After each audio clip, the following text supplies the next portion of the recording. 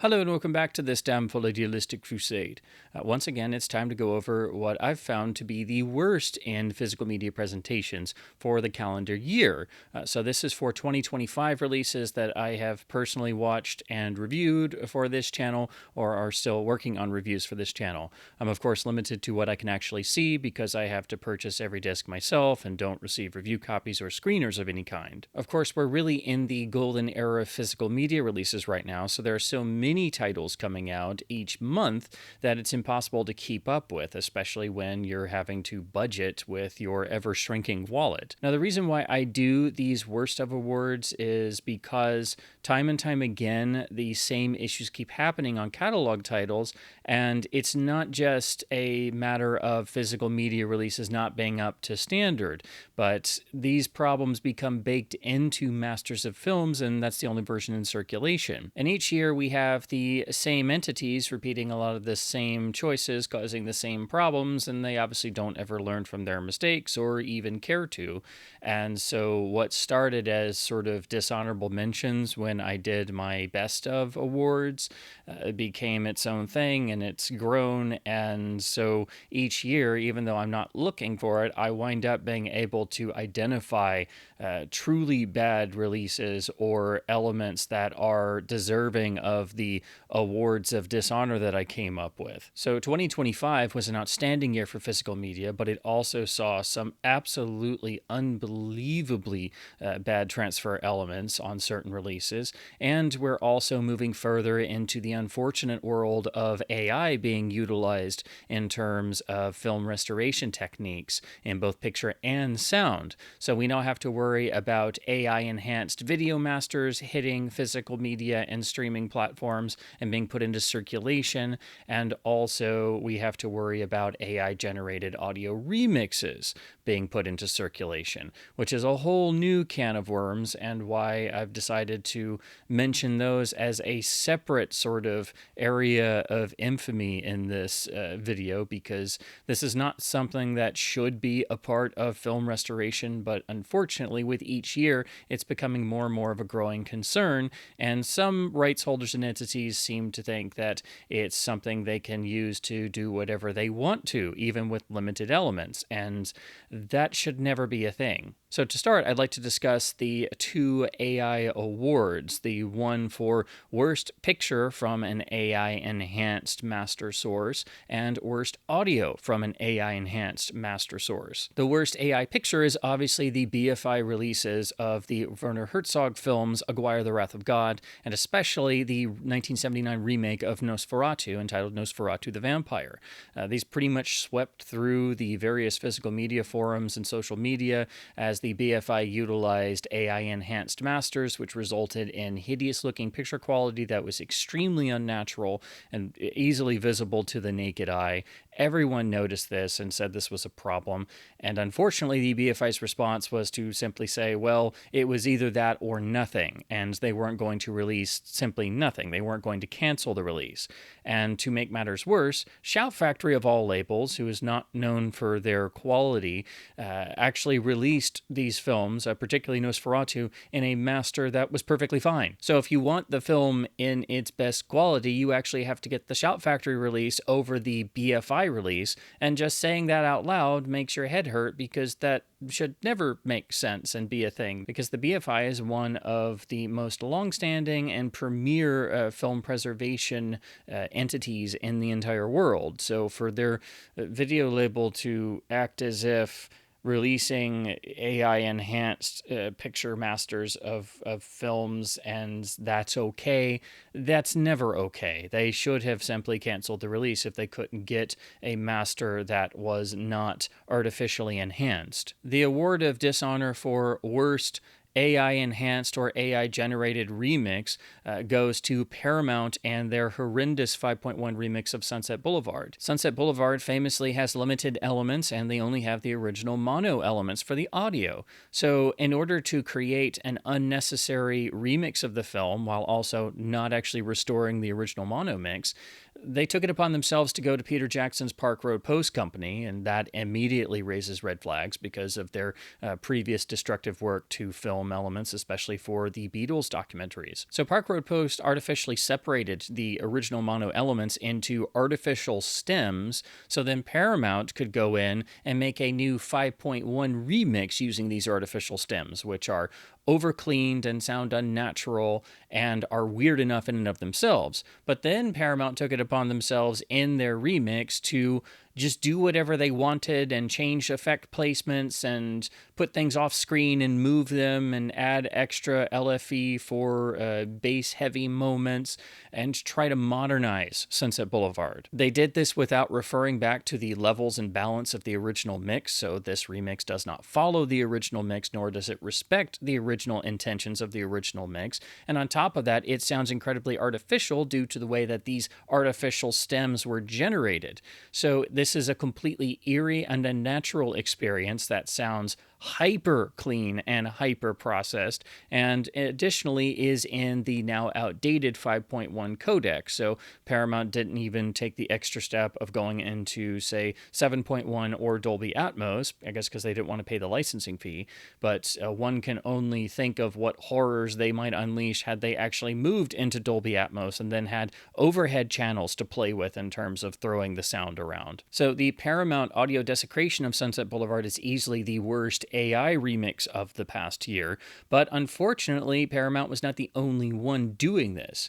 As part of their restoration initiative and the restorations of each classic Hammer film they're doing, the Hammer Film Group has unfortunately decided that they must have multi-channel remixes for all the classic films as well, and they've gone into using AI to generate remixes. They're not going to Park Road Post, so these remixes are far less polished than the Paramount Sunset Boulevard remix debacle, but they're just as artificial and gimmicky and weird, and they sound horrible. So even on the Hammer beautiful set for Curse of Frankenstein with the new restoration, where they put in all this incredible effort, the audio is where it fell by the wayside because they didn't work on the mono mix at all. They pretty much just recycled what Warner had generated for their Blu-ray, but they generated a brand new AI 5.1 remix, which sounds horrible and gimmicky.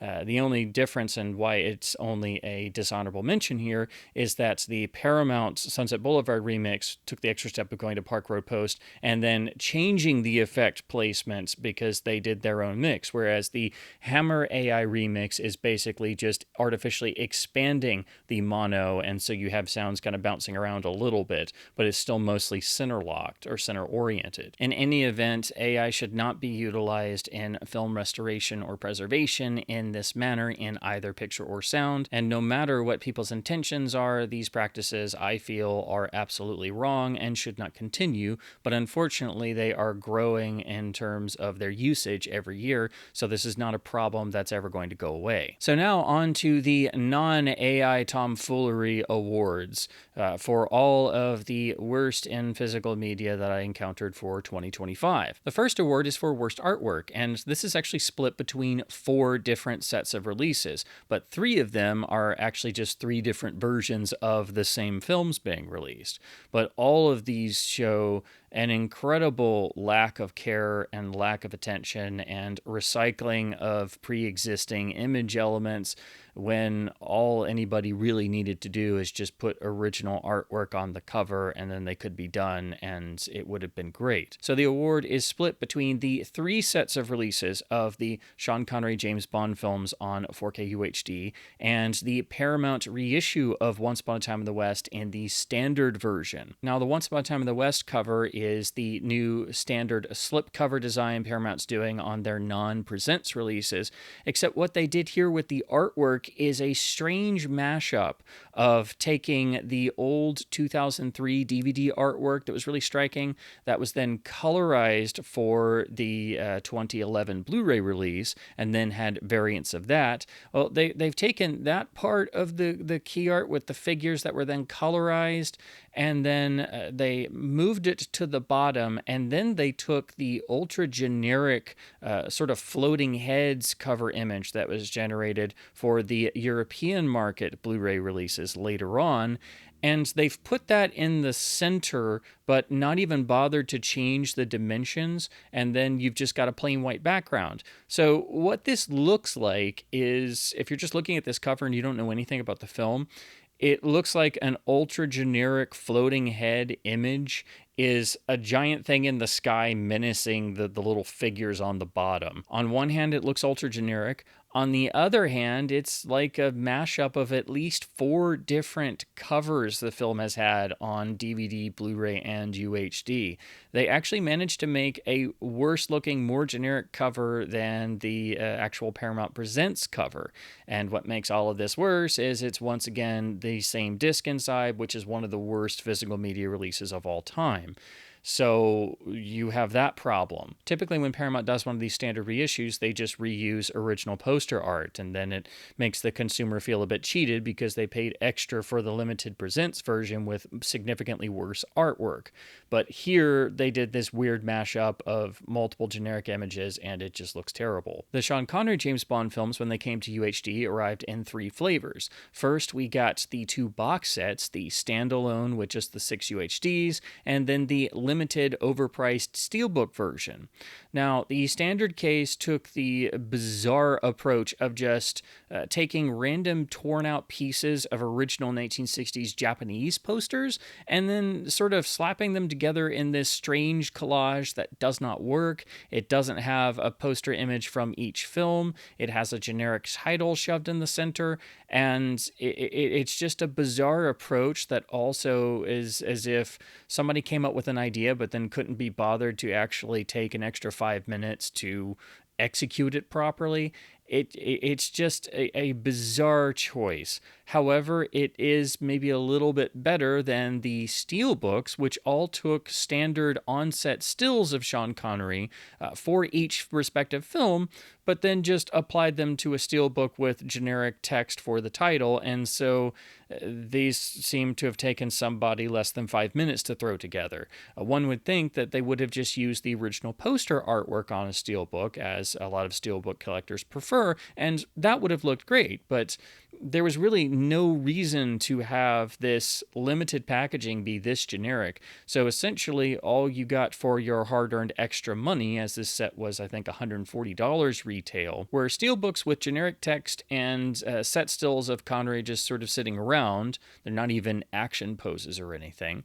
And then you got an exclusive case to hold them in. And these Warner cases are actually filled with styrofoam inside with little slots for each of the steelbooks. So it's not technically a premium case, and the actual side is exposed. So I'm not a fan of this design, and I didn't see the point of spending more than double for the steelbooks with generic artwork. Warner finally brought out standalone releases of the films and decided to one-up their generic artwork game by giving us extremely plain single-color background covers where they simply take the 007 logo and the title of the film in a uniform graphic design, except the letters are so enlarged that the actual title no longer fits on the artwork. You're just getting part of the title, and then it has to be squeezed in on the rest of the cover. So it's as if you're typing the titles in a Word document,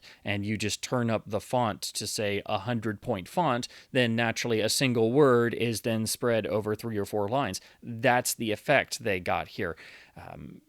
The only good thing about the standalones is that, yes, there's a uniform design aesthetic, but it looks cheap as hell. These look terrible, and again, all they had to do was use poster artwork, as the series has some of the most iconic movie artwork of all time. So frankly, none of the 3 UHD versions of the Connery Bond films has proper artwork. The awards for Most Disappointing Release and Most Disappointing Box Set are shared. Once again, the Sean Connery James Bond 6-film UHD collection and the standalones are just absolutely without quality control. The new scans and masters themselves were great, but they were handled almost as if by different teams in terms of the problems that exist on some, the quirks that exist on some, the horrible Dolby Atmos remixes, the lackluster treatment of the original audio, no new supplements, and additionally issues in the ported over legacy supplements. Plus, not all the legacy supplements were ported over. The menus are generic, the artwork is generic, and it just reeks of no effort being put in, and just a matter of, well, we released the films on UHD, be happy you got anything. Compared to what even the most small cult or genre film gets in terms of loving care and attention and treatment from even small boutique labels these days, this is absolutely unacceptable for the most famous film series in the history of the medium, and is just checking off the boxes of every aspect of corner cutting you can see in a studio disc release. So the award for most unnecessary oversight goes to, no surprise, the Sean Connery James Bond films on UHD, because there was no effort put into these. Even the legacy extras have problems and defects and are missing some of the legacy extras that were not ported over. There was no effort put into these. I think the only effort was in doing the original scans, which then got ruined on some of the films or handled improperly on some of the films, and then Warner at least doing a standard job on the disc encoding and actually making the discs themselves. Everything else has problems. The award for most disappointing audio on a physical media release that is not AI enhanced or processed has a number of nominees. They are all 6 of the Sean Connery James Bond films, Lethal Weapon and Dirty Harry from Warner Home Video on their respective UHDs. And as many issues as the Atmos remixes and alternate tracks have in all of those releases, the award without question goes to the UHD of Dr. No, which has one of the worst remixes of any kind I have ever witnessed. A track that is so overprocessed and filled with defects that it is unbelievable. That disc needs to be recalled, as that remix should have never been released. It is so bad and so fraught with errors and problems that it makes you wonder if it was actually done by artificial intelligence itself, because you can't think of somebody making that many mistakes in person unless they really weren't paying attention or they were just automating the whole process. And the original mono mix, while present, is the most overprocessed version that has ever existed on physical media, so it is the worst sounding version on physical media. So the award for worst audio on a physical media release, of course, goes to the UHD of Dr. No, which has such massive catastrophic audio problems that it needs to be recalled. The award for worst overprocessing of a pre-existing audio source or original mix goes to, no surprise, the UHD of Dr. No, which is the worst sounding version of the film's original mono mix on any release format, even going back to the early analog era, because somebody decided to reuse the existing overprocessed Blu-ray mono, which was already the worst sounding version, and process it further to make it sound even worse. And there's no reason for this, because they have perfectly good vault elements that were pulled and used for the Abomination Atmos remix. And we have previous releases of the film that sound outstanding. The best release of the film in terms of the original audio is still the Criterion Laserdisc, but it had its ending changed, so you have to source that and replace it from the subsequent MGM Laserdisc from 1993. You see how fun this is? But if you do that, you have fantastic sounding original audio with no problems whatsoever that so completely wipes the floor with this hideously bad mono presentation on the UHD that it makes you just start hitting your head against the wall, because this should not be a thing. We should not be having to deal with these sorts of problems. The award for worst non-AI audio desecration goes to, guess what? The Dr. No UHD for the absolutely horrid, defective Dolby Atmos remix that has errors throughout, uses the wrong music cues, does not match the actual mix of the film, has music and effects placed on top of the original music and effects that are still audible, deletes portions of the original track and dialogue, and has hideous amounts of noise reduction, making the dialogue overprocessed and canned to a point where the film no longer sounds like itself. It is an abomination of a remix and one of the worst remixes of all time. It is simply put defective. It should have never been released. Do not ever listen to this track. It is horrid. The award for the disc release most ruined by not including the original audio mix has to go to Disney's 4K UHD release of Master and Commander. Despite giving the film a brand new scan and 4K master and finally giving it a UHD release, unfortunately, the original audio mix was completely jettisoned in favor of a Dolby Atmos remix and 7.1 core version. So this is a new remix that has notable differences compared to the original 5.1 track, and the reason why this is important is Master and Commander's original 5.1 mix is extremely innovative for the time, featuring punishingly low LFE, and is one of the greatest sound mixes of all time. It is a mix that most systems can't necessarily handle, especially people's subwoofers. You have to have a very expensive subwoofer that can get down to really low frequencies to even begin to reproduce all of the low end that's in this original mix, which is apparently why the studios remixed it and cut a lot of that out on subsequent releases. So the Blu-rays do not contain the original mix untouched. They contain a version with the bass essentially tamed. So only the original DVD has the theatrical audio intact outside of actual rips of the theatrical DTS tracks that are apparently floating around online. So that DVD still remains very important, and that's the only way you can hear the original mix untouched, or at least I should say relatively untouched. Now, the new UHD release contains no form of original audio, only the new remix with new changes and also nowhere near the amount of punishing low-end LFE as the original mix does.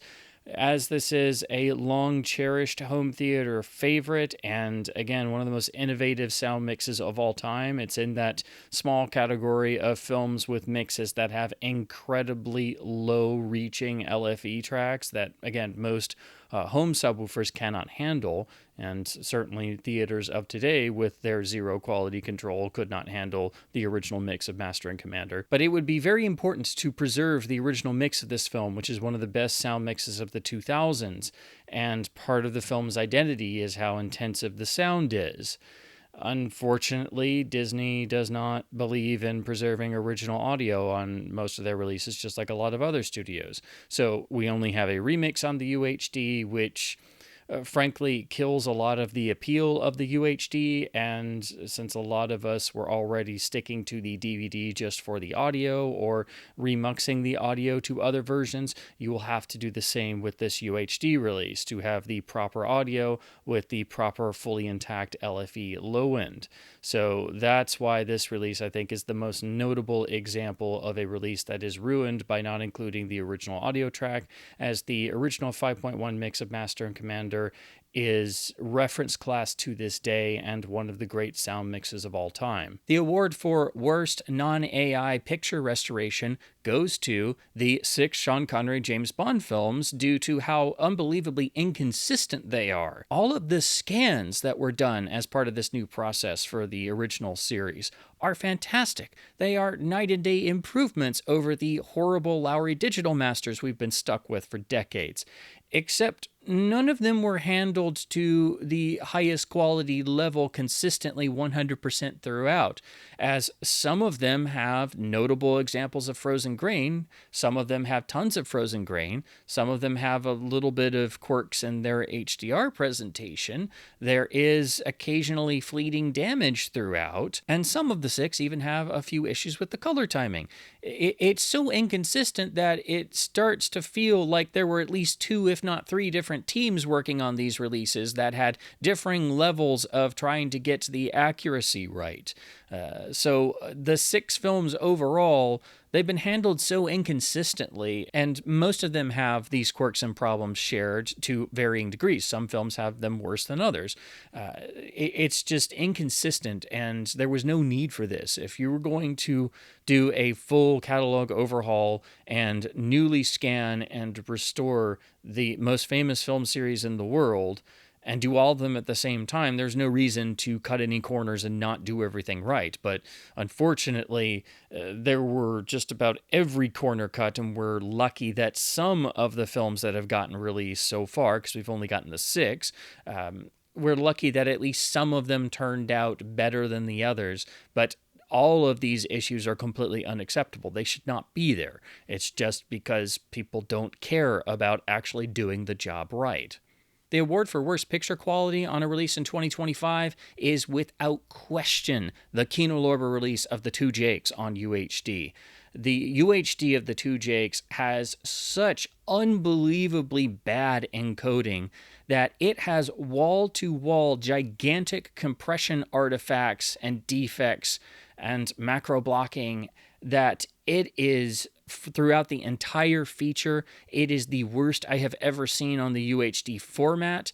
It runs throughout the film on and off, and it actually moves and pulsates. You can see it with the naked eye. You can see it when the image is paused. They are unmistakable. It is one of the most clear-cut cases of somebody throwing a master on a disc and not bothering to check anything that I've ever seen.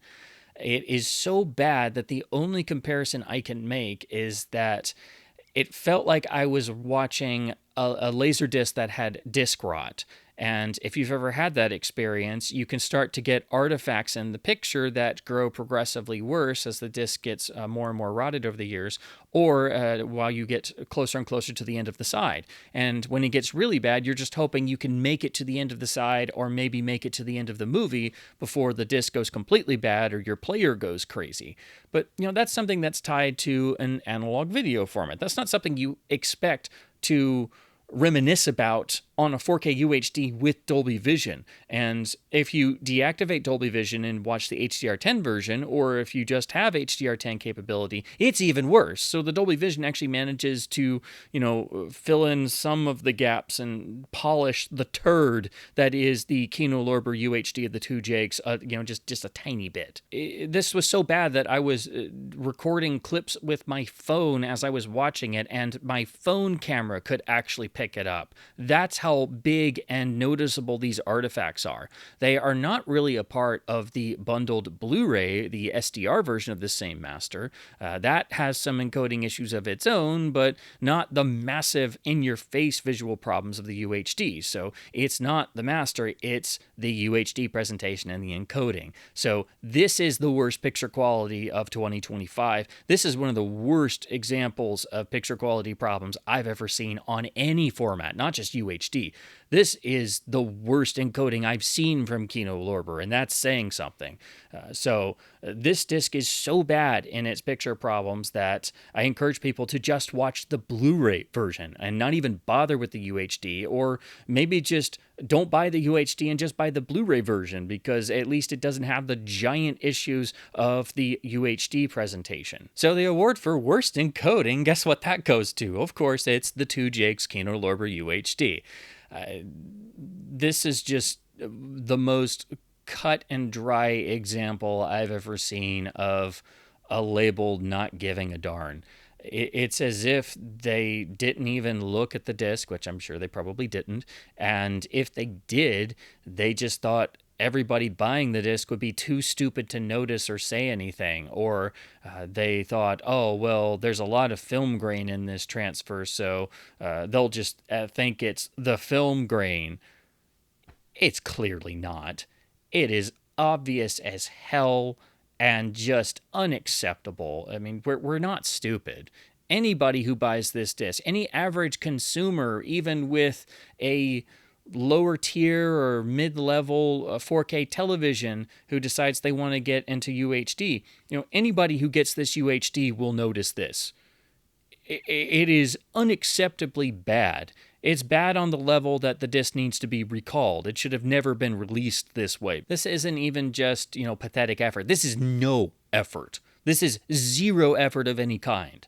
And this one issue alone ruins the 4K presentation on UHD. Again, if you want to see the film, just watch the Blu-ray that's bundled in the same package, because it does not have the gigantic encoding problems and is a far superior viewing experience, even though it's 1080p SDR. That's how bad the UHD is. The award for Worst Frozen Grain had a number of nominees, but the clear winner, due to the sheer volume of frozen grain in the transfer, is the UHD of Dr. No, because the frozen grain is consistent. It starts in the opening gun barrel and main titles and runs through at least 75 to 80% of the feature until you get to Dr. No's fortress. And it may actually still be in there, but due to the end of the film being in the fantastic Ken Adams sets, it's just probably harder to spot, but you can clearly see it in the rest of the film leading up to that, because they're using a lot of exteriors and actual locations, and it's plain as day. It's never the extremely in-your-face large version of the frozen grain artifact that you get in some transfers. For example, the UHD of Dirty Harry has the biggest examples of how big the artifacts are, and that pops up throughout that whole transfer. But it's only in certain moments. The frozen grain in Dr. No is, again, through 75 to maybe 85% of the entire film. It's even in the opening gun barrel and main titles.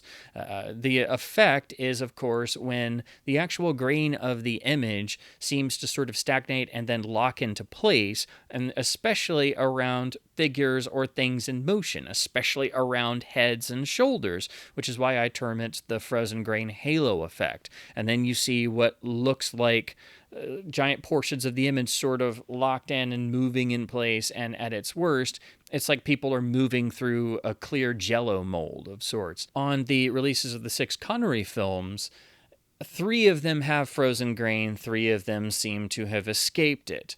The 3 that do have it, it does have notable moments, but only Dr. No has it consistently throughout almost the entirety of the feature from the very opening gun barrel, and that is just unforgivably bad.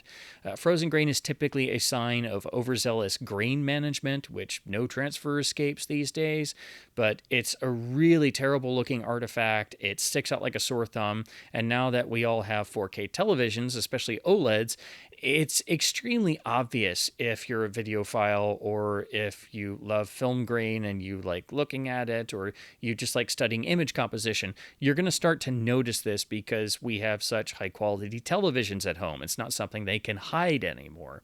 And so when it appears, it does take you out of the film. It is a really nasty looking artifact, and I wish grain management would not be done in the way that results in these, but the frozen grain throughout the majority of Dr. No is one of the worst examples on a 4K master I've seen, because it's so consistently there nonstop. The award for worst HDR presentation on a catalog title goes to Warner's UHD of Dirty Harry, which only has HDR10 and is unfortunately the typical Warner HDR approach of not bothering to be nuanced about it at all, and just sort of going in and making everything brighter and darker.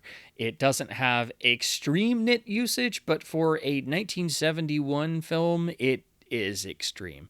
I think it does mar the visual appearance, especially in all of the exterior daylight scenes in San Francisco, with the famous usage of San Francisco streets under the bright sunlight and Dirty Harry walking around in his iconic sunglasses. The brightness gets so extreme at points that you really feel like you need to reach through the screen, tap Harry Callahan on the shoulder and say, "Hey Harry, can I borrow your sunglasses? This HDR is way too bright." Also, some of the darker areas and night scenes are far darker than they ever have been in the past. It doesn't ever fully obscure detail, but it does feel like a bit much, and Warner is not known for their HDR presentations being nuanced. Plus, on the vast majority of their catalog, catalog releases, they do not pay to license Dolby Vision, so you get stuck with even lesser HDR10 presentations because the Warner Studio label doesn't give a crap about quality presentations. So for me, the most destructive HDR presentation on a catalog film that I saw for the year was the UHD of Dirty Harry. It is actively detracting from the original compositions and from the viewing experience because it is far too much in a transfer that is already inconsistent and has issues of its own, and some really notable bad examples of frozen grain. The award for worst supplemental feature goes to the Warner UHD release of Lethal Weapon. Not only does this jettison over 30 minutes of deleted scenes from the original Blu-ray release, but it also removes Richard Donner's commentary track and all of the supplements from the 2012 Blu-ray collection. In its place, all we get are two extremely short video clips that are from brand new interviews with original cast and crew members who were brought in to record interview sessions, and then they're cut into tiny little sound bites with clips from the film shoved in, and then turned into basically two short little 6-minute pieces that are, barely passable for uploading to YouTube or something. It really boggles the mind why they decided to bring in original cast and crew members, get them to sit down and do interviews where they actually start to be really, really candid, which is great, but then you can't get their full comments or anything because they're just cut into little sound bites and shoved into these little 6-minute packages that are just basically fluff pieces by that point. There was no point to even put them on the disc because they don't give you anything. And for that, we had to give up the entirety of the substantial amount of legacy extras, including almost 30 minutes of deleted scenes from the original film and the director's commentary. So that was just a real head scratcher. The award for worst supplemental features package overall goes to the release of the 6 Sean Connery James Bond films on UHD, which again do not have any new supplements whatsoever. They merely ported over legacy extras, and some of the legacy extras were not included, so it's not a complete copy of all the legacy supplements. And additionally, the legacy supplements were not done with care and attention, so they have a variety of video presentation problems, encoding problems, and even some defects, such as the commentary track on Dr. No, originally released on the special edition DVD in 2000, actually has notable audio defects in it now for some unknown reason. So the inconsistency and corner cutting of the Connery film UHDs even extends to how the legacy extras were poorly implemented. The award for most disappointing extras package is a shared award. One, I think it has to go to the Lethal Weapon UHD for dropping the vast amount of important legacy extras and only giving us the two short little fluff pieces. And then the other is actually the Criterion release of Eyes Wide Shut, which has some really great new supplements, but that's only the new material in the booklet and then the 2 featurettes of on-camera interviews with original crew. Everything else is legacy extras that we have on past releases, and if you're a big Kubrick nerd like I am, you've watched those many times and you know all those. And so when you get to disc 2 of the Eyes Wide Shut set, it's really disappointing how little new material there is. And most of all, it's baffling that Criterion didn't commission a commentary.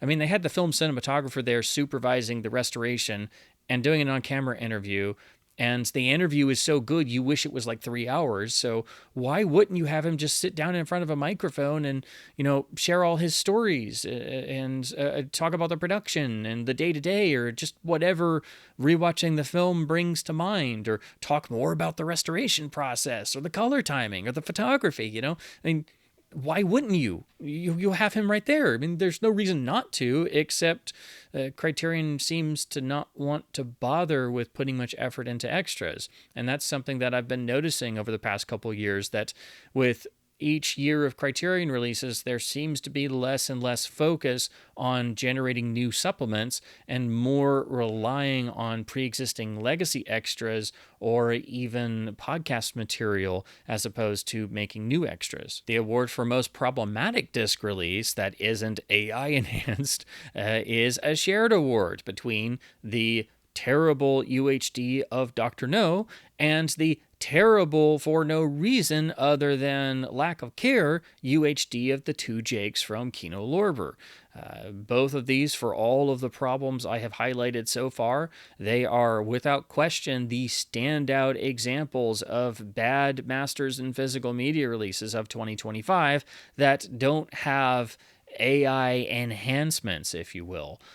Although the Atmos on Dr. No is so bad, it begs the question that maybe it was somehow AI enhanced. The award for most frustrating label practice is another shared award for the continued tomfoolery of the big three in terms of problems in video labels, that being the Warner Studio label, Paramount, and Kino Lorber.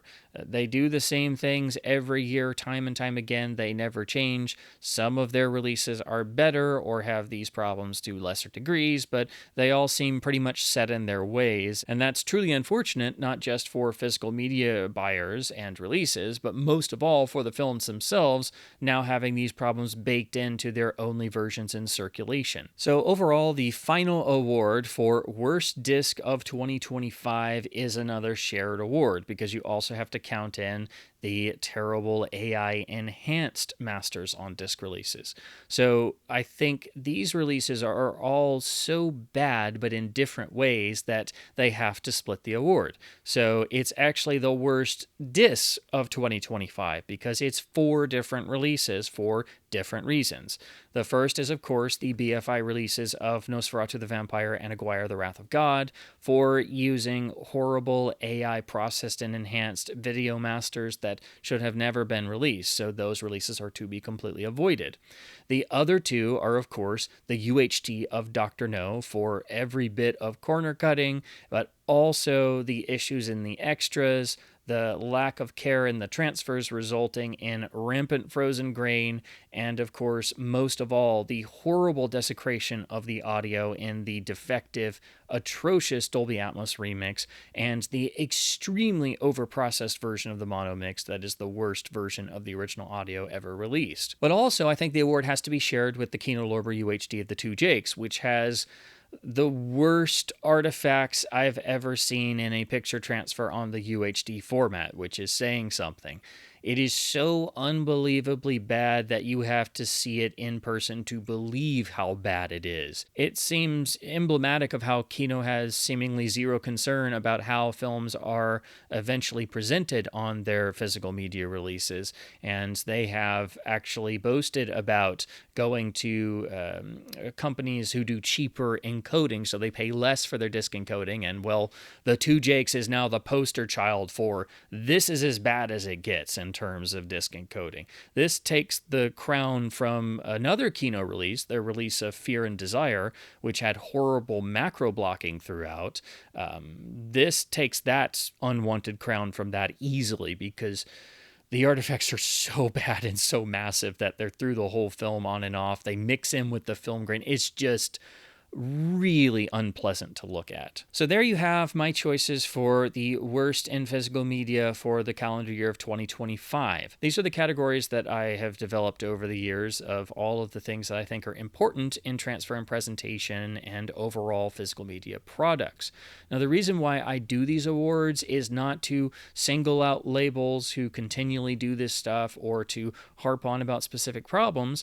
It's to try and encourage people to look more into the actual transfers and presentations, but also hopefully to encourage studios and labels and people working on this stuff to, maybe actually do better or try a little harder so we don't keep having these problems.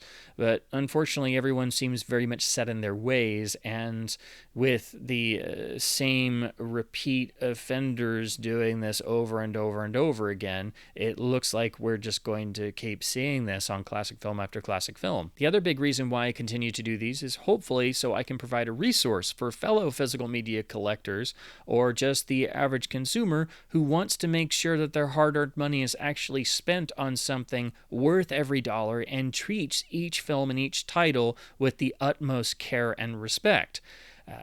These issues are real issues. They are things that should not exist, and on well-made releases with great masters made with care and respect, these are not problems. So until we can get everything at the same consistent level of quality, I will continue to do these awards to highlight things that are legitimate problems that I've encountered. And again, this is just the material that I've been able to purchase and watch and experience myself over the past year.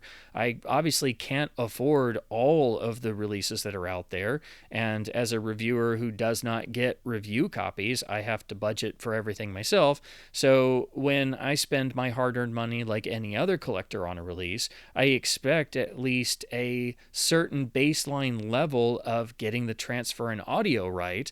And when I run into significant problems time and time again, and especially when I run into new all-time lows for certain transfer and audio and presentation areas in a year, on a release that I had to buy and pay for and save up for myself, then it really makes it frustrating, just like it would for anybody else who's a collector who actually likes to take the time to pay attention to the transfer quality. So that's why I really continue to do these.